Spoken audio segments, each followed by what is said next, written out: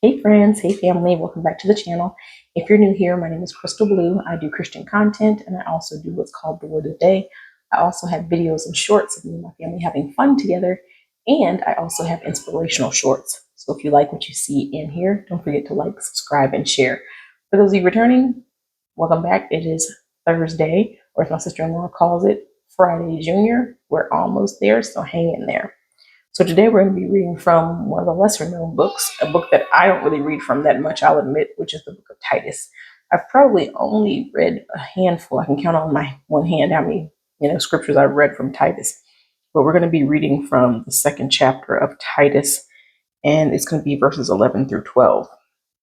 And I've probably touched on this before in other books because other books do kind of reference this same idea of how God has pretty much given everything that we need in this world to be able to defeat the enemy.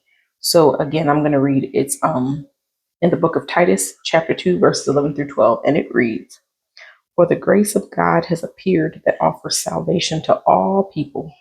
It teaches us to say no to ungodliness and worldly passions and to live self-controlled, upright, and godly lives in this present age." So pretty much God is the grace of God. It's only by his grace that he offers people salvation so that we can defeat the enemy and go against the things of the world, what the world likes to do. His grace is offering us the salvation to be saved so that we don't commit the sins of the world. So it's not because, he felt like it or because he was having a good day. It was his grace and his salvation. The fact that his son died on the cross, that salvation helps us to be free. We can be free. We have the choice to either stay in this world and do what the world does, or we have the choice to pick the salvation, that grace of salvation that makes us free in Christ for us to live rightly and say no to the ungodly passions of this world and live a self-controlled life. Meaning, because of that salvation, once we are saved and we say we want to commit our lives to Christ, we will walk that narrow path and do everything in our power to stay on the right track and not get veered off into the world. It says in verse 12, teaches us to say no to ungodliness and worldly passions and to live a self-controlled, upright, and godly lives in this present age. When we get saved, we are a new creature. We are not the same person what we were. So we have to make sure we live right. There was an old song they used to sing in my church when I lived in South Carolina. One of the old ladies who was on the usher board. I don't remember her name, but I can remember her face.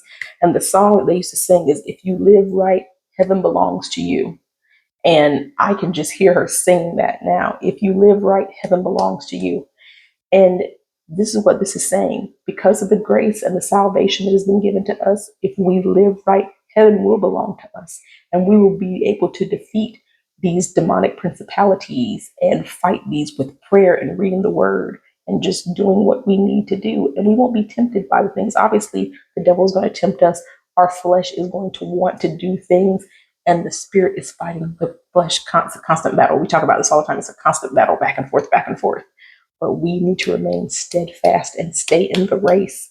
We cannot be moved. We have to be unmovable and have that unshakable faith that because God has granted us that grace and that salvation to live right, that's what we need to do. And that as long as we're living right and reading the word and praying and walking our walk and talking our talk, that it will teach us to say no to the things of the world because we know that they're not right, and it'll help us to live upright, godly lives like we're supposed to. And again, it's hard. This walk with God is hard. It's tough. It is not an easy thing to do. But just like the song says, if you live right, heaven belongs to you.